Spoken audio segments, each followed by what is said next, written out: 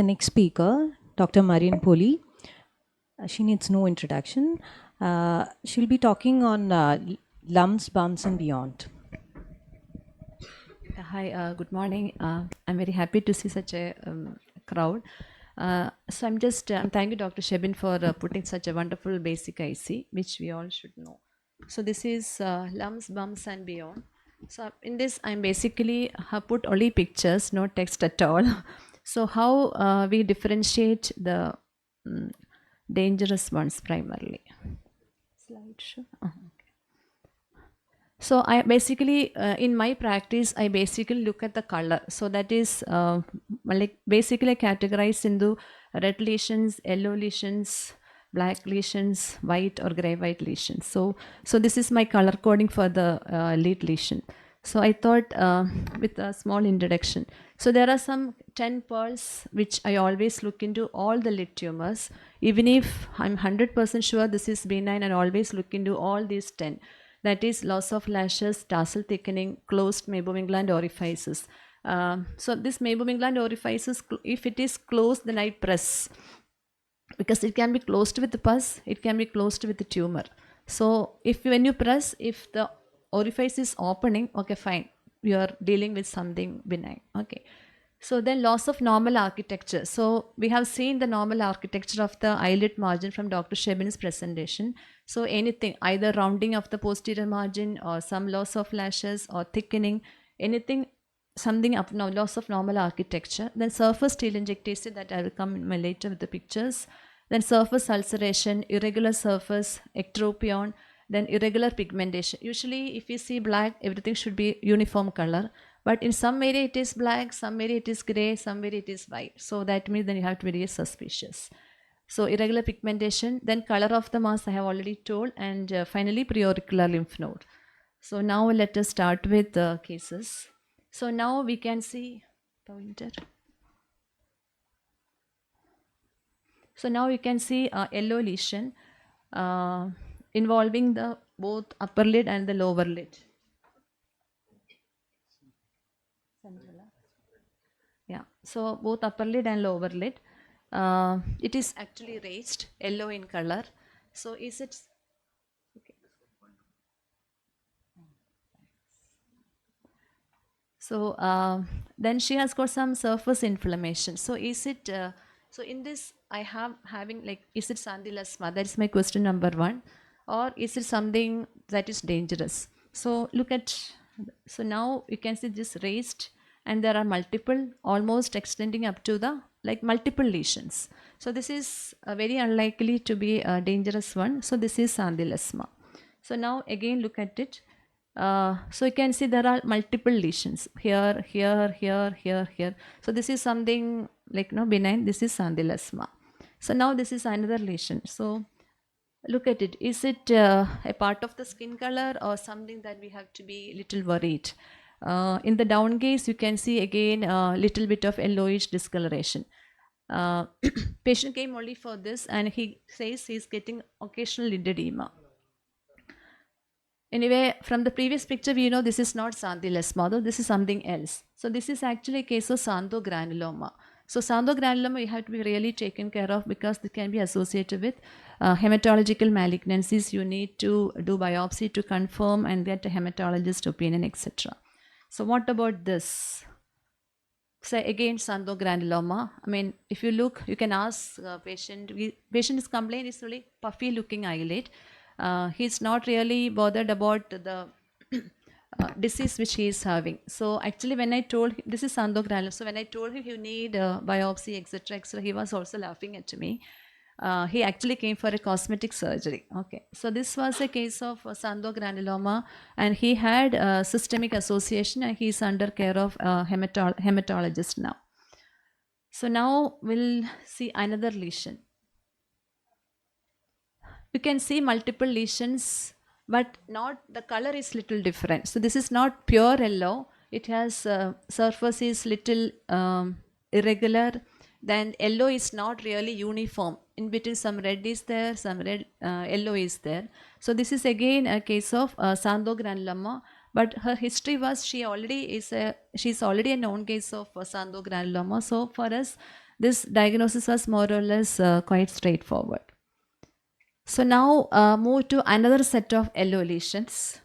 So now look at this lesion. So again a yellow lesion. She just came for a kuru, that is a kuru. So now again look into all the 10 pearls which I have told. So that is loss of lashes, closure of the meibomian gland orifice. Now look at this. So it is extension to the tarsal surface. See the posterior lid margin, see the anterior lid margin, the normal architecture is lost. So this is not a normal kuru. This is something that we have to be really careful. It is a case of sebaceous gland carcinoma.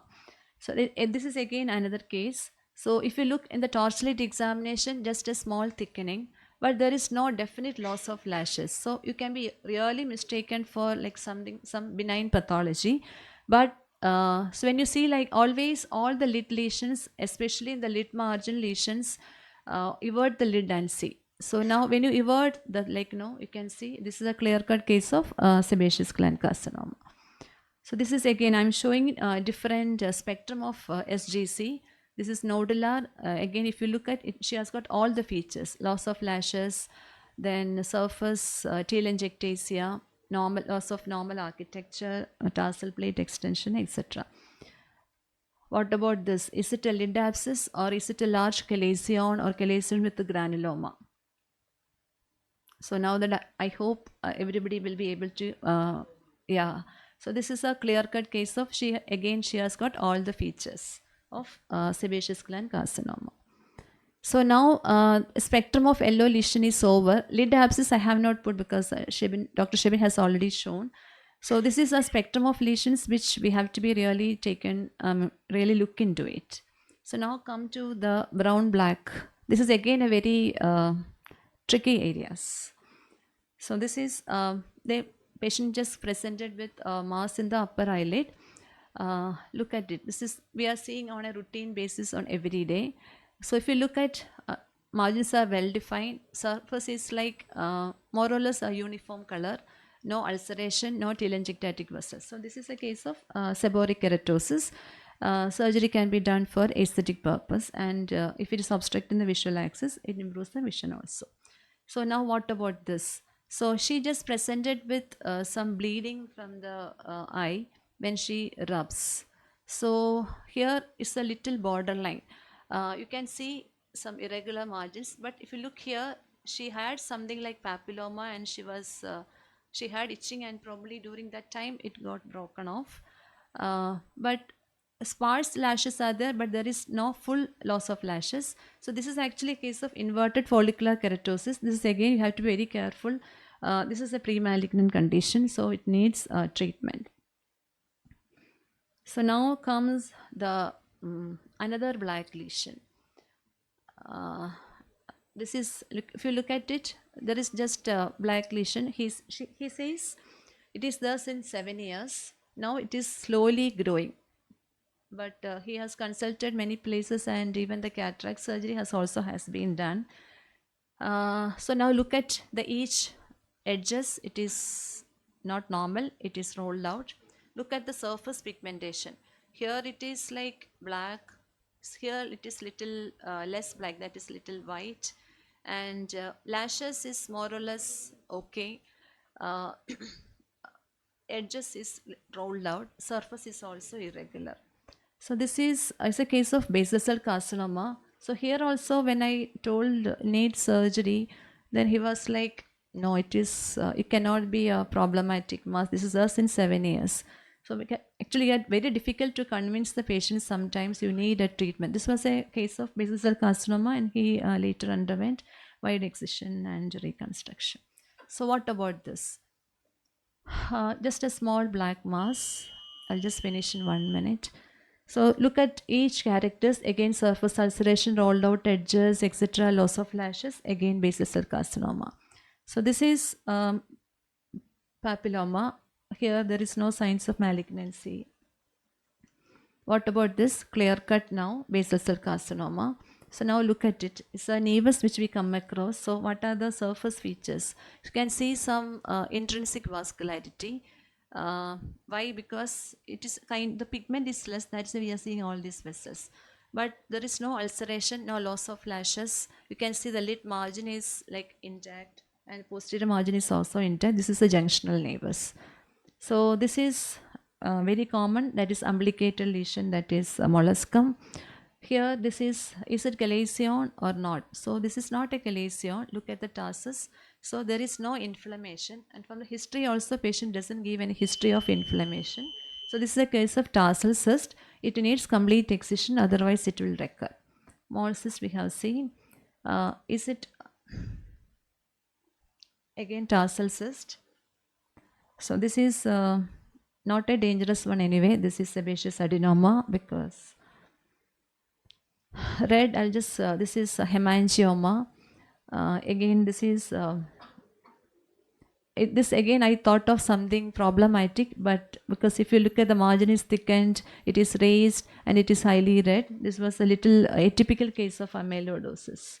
Unusual lesions I just put across. This is was a case of adnexal carcinoma. You can see the surface ulceration and pigmentation. He gives history bleeding in between. This is like you can see surface calcification, pigmentation, telangiectasia. Again, this is pilomatrix carcinoma. So adnexal tumors can sometimes make you fall. This is also a case of mucinous adenocarcinoma because look at the surface, pigment, telangiectasia, etc. So again, 10 pearls from my talk. Always keep in mind, and thank you so much. Thank you, ma'am. Thank you so much. I guess now we can differentiate between to some extent, between the benign and malignant lesions. So next